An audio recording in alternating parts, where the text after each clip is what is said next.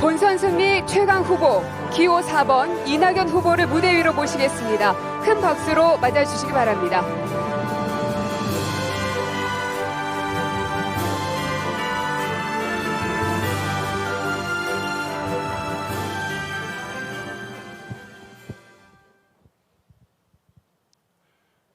존경하는 국민 여러분, 사랑하는 광주 전남 시도민 여러분, 김대중 대통령은 IMF 외환위기에서 어렵게 대통령이 되셨습니다.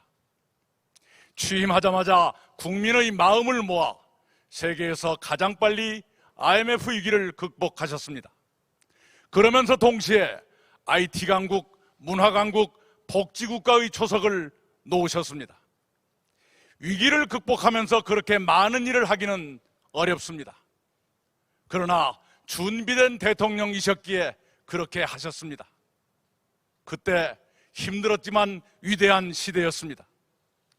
지금 우리는 코로나 위기를 겪고 있습니다. IMF 위기보다 더 지독한 위기입니다. 우리는 이 위기를 빨리 극복해야 합니다. 그러면서 동시에 대한민국의 새로운 도약을 이루어야 합니다. 대한민국을 모든 분야에서 더 온전한 선진국으로 발전시켜야 합니다. 대한민국은 다시 준비된 대통령이 필요합니다. 저 이낙연이 그 일을 하겠습니다. 저 이낙연이 그 일을 할 수 있습니다. 저는 누구도 받지 못한 졸업장을 석 장이나 받았습니다. 저의 첫 번째 학교는 김대중입니다. 두 번째 학교는 노무현입니다. 세 번째 학교는 문재인입니다. 세 분 대통령은 저를 적당히 공부시키지 않으셨습니다. 저 역시 그 학교 졸업장을 적당히 받지 않았습니다. 혹독하게 배우고 탄탄하게 성장했습니다. 저는 촛불정부의 초대 총리로 발탁돼 문재인 대통령과 국정을 논의하며 모든 분야에서 대통령 수업을 받았습니다. 경제, 복지, 재난, 남북관계, 외교, 국방, 적폐청산, 검찰 등 권력기관 개혁까지 참 많이 준비했습니다. 민주당 대표를 맡고서는 역사적인 입법 성과를 냈습니다. 25년을 기다린 공수처 설치를 완수했습니다. 5.18 특별법과 제주 4.3 특별법을 통과시켜 역사의 정의를 세웠습니다. 여순사건 특별법 처리를 도왔습니다. 한전공대법과 아시아문화중심도시법을 해결했습니다. 개혁과 민생 어느 것도 소홀히 하지 않았습니다. 6개월 반 만에 처리한 법안이 422건, 기록적인 성과였습니다. 오늘 저는 민주당의 자랑스러운 네 번째 대통령이 되기 위해 광주에 왔습니다. 호남은 대통령을 배출하기 어렵다는 낡아빠진 편견을 깨기 위해 왔습니다. 준비된 후보라면 어느 지역에서도 지지를 받아 이긴다는 민주당의 새로운 대선 승리의 길을 증명하기 위해 이 자리에 섰습니다. 그것이 정치 발전과 동서화합을 여는 정의로운 역사라고 믿습니다. 그것이 대한민국 선진화로 가는 지름길이라고 확신합니다. 저 이낙연이 꼭 이루어내겠습니다. 김대중, 노무현, 문재인 대통령을 배출해 주신 광주 전남 시도민 여러분, 민주당의 대선 승리는 늘 긴박했습니다. 김대중 대통령은 불과 1.6%, 노무현 대통령은 2.3% 차이로 이겼습니다. 촛불혁명이 있었지만 문재인 대통령의 득표율은 41.1%였습니다. 한 발만 잘못 뛰어도, 한 치의 흠결만 있어도 패배의 낭떠러지로 떨어지는 아슬아슬한 선거였습니다. 그래도 세 분이 이길 수 있었던 것은 모두가 흠없는 후보, 국민이 안심할 수 있는 후보였기 때문입니다. 그런데 민주당 대통령 후보가 도덕적이지 않아도 좋다는 발상, 정말 괜찮습니까? 민주당 후보가 국민의힘보다 도덕성에서 밀릴 수 있다는 기막힌 현실, 그래도 되는 겁니까?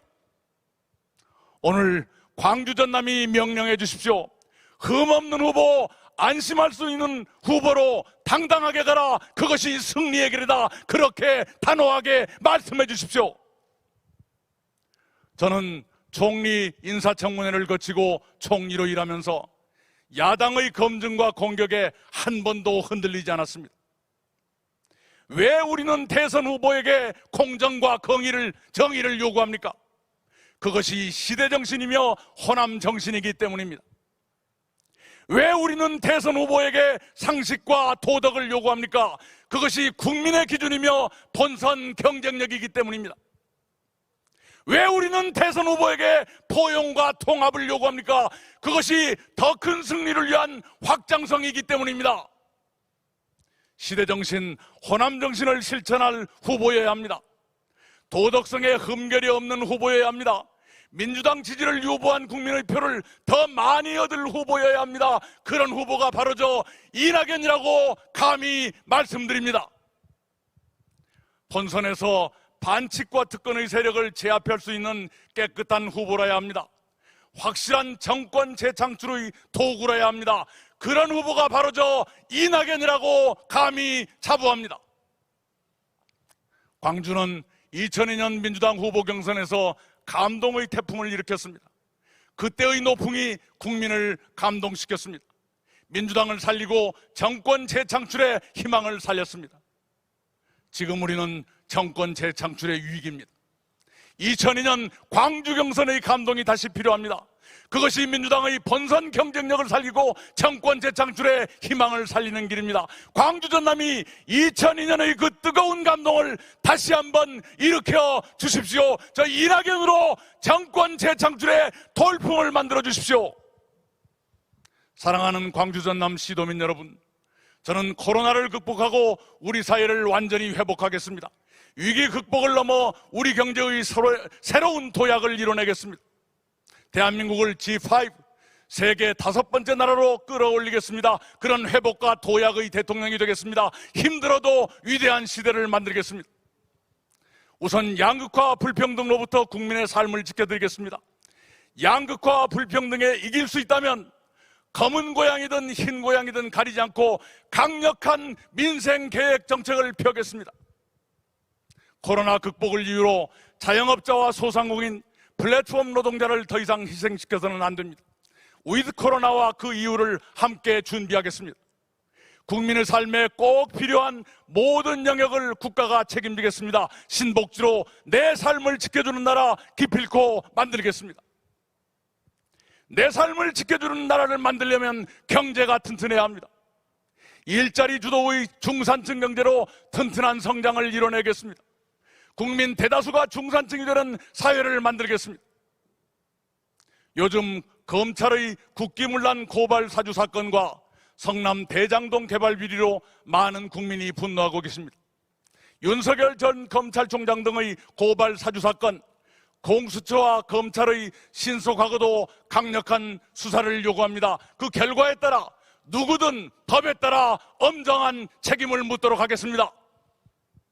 대장동 비리도 철저히 파헤쳐 관련자는 누구든 법대로 엄발토록 하겠습니다. 법에 따라 부당이익을 환수하고 원주민과 입주민 등의 피해를 정당하게 보상토록 하겠습니다. 그렇게 해서 부동산 정의를 바로 세우겠습니다. 저 이낙연과 함께 해주십시오. 위대한 대한민국의 시대로 함께 갑시다.